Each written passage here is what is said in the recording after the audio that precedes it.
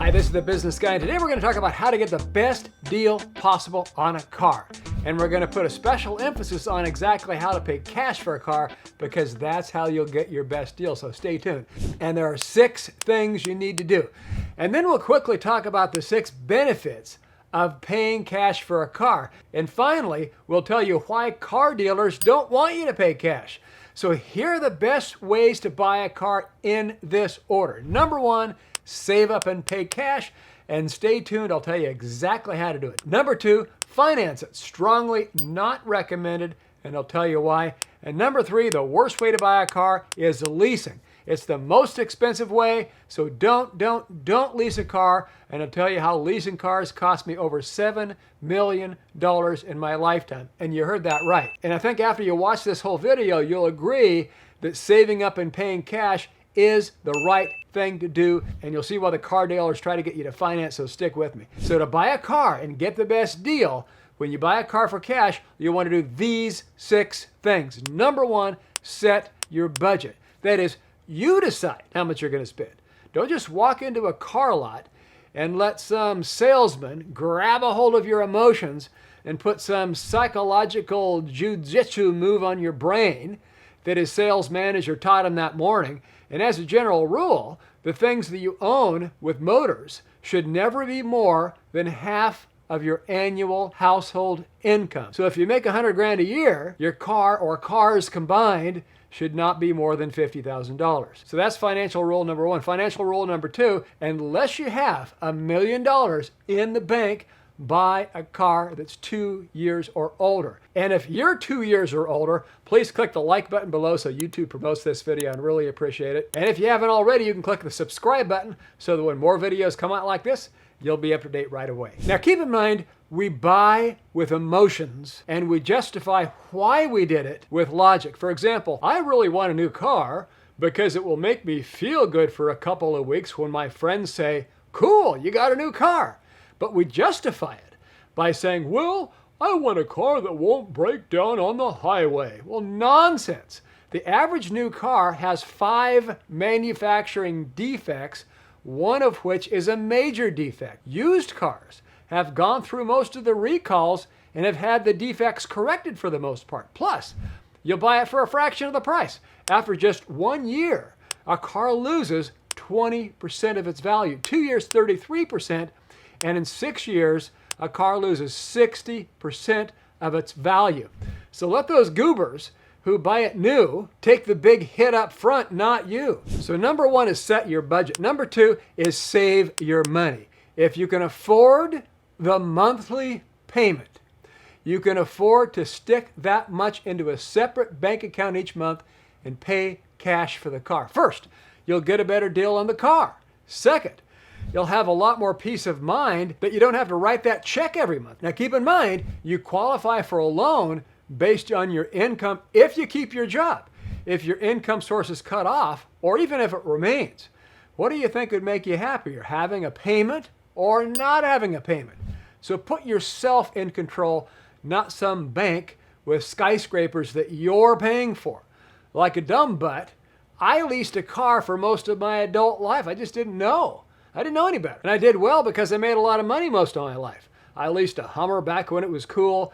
I leased the most expensive BMW convertible money could buy. I leased the Mercedes S550. Everything was new. And I also leased high-end cars for my wife for all those years. I made monthly payments on my brand new airplane instead of paying cash. I'm a pilot. And I bought a brand new airplane so I could fly it to my various offices. You name it. If it was expensive, I made monthly payments on it. Stupid. Now my wife and I pay cash for everything. So I just calculated if I had put those same monthly payments into an S&P 500 index fund over the 33 years I made stupid butt lease payments, I would now have an extra $7,125,203.18 in investments on top of what I already have. So let that sink in. We will never make a monthly payment for the rest of our lives. A car payment is not a way of life. At least it doesn't need to be for you. And trust me on this one, break the car payment cycle and stop giving your money away to banks. Just try it. If you don't like it, you can always get your butt back into all kinds of debt if you want. Just try it. Number 3, shop for the right car. And I love looking at consumer reports. I was just looking at it today. So just my opinion, look at Kelley Blue Book online and see what the cars you're looking for should sell for. And remember, like Dave Ramsey says, we buy things we don't need with money we don't have to impress people we don't like. Who gives a rip what that bonehead is going to think of you when you're stopped next to them at the red light?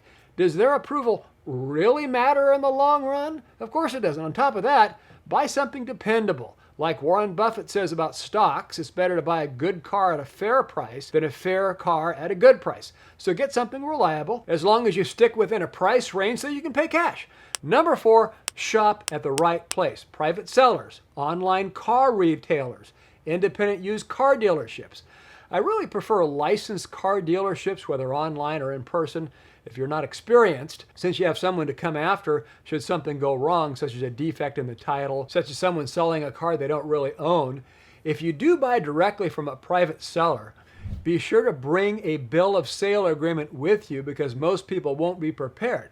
So you can go ahead and look that up online, bill of sale, and then enter your state name. You might be able to download it online. And make sure that vehicle identification number on the title matches the VIN on the car. And then say politely and boldly, just for my own safety, since I don't know you, I need to see your ID to make sure it matches the name on the title. And then take a picture of it with your cell phone. And don't say it like you're a kid getting his hand caught in the cookie jar. Just say it matter of fact because it's something you need to do. I mean, this is your money on the line here. And then make sure they sign the title over to you and give you the original.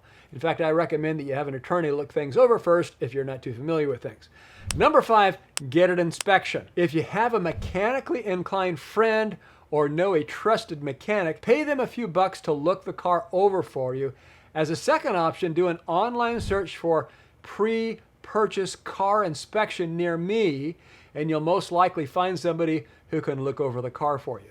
Give the seller a deposit and sign an agreement subject to your approval of an inspection. Notice you're not saying subject to a satisfactory inspection, rather it's subject to the buyer's approval. That's your approval of an inspection. Number 6, negotiate a good price. Use your research knowledge. How does the seller's price compared with others in the market? Let them know you'll be paying in cash, but don't tell them how much you have. Keep in mind, it's a negotiation, not a war. You don't have to be an angry grump to get a good deal. You can still be friendly. In fact, you're more likely to get a good deal if you're a nice person and that they like you than if you're a cantankerous ogre. Show an interest in them. Ask them why they want to sell. Then ask for a deal. And don't be afraid to throw out a low number. I mean, you've already looked up the details on Kelley Blue Book, right? So you have an idea what the car is worth. For example, if they're asking $45,000, you can say, I can afford $41,500. Will that work for you? Then be quiet and wait for an answer. Don't jibber jabber after you ask for a deal. Just be quiet and let them answer. Less is more. Finally, be prepared to walk away from the deal, especially if they're not budging. Now, here are the benefits to paying cash for your car. Number 1, you'll avoid the interest. And don't fall for the BS line, I can get a better return on my money if I invest it. You pay cash and you'll get a better deal on the car. And if you don't, go elsewhere. Number 2, you hold the buying power. There's no, I hope I get approved.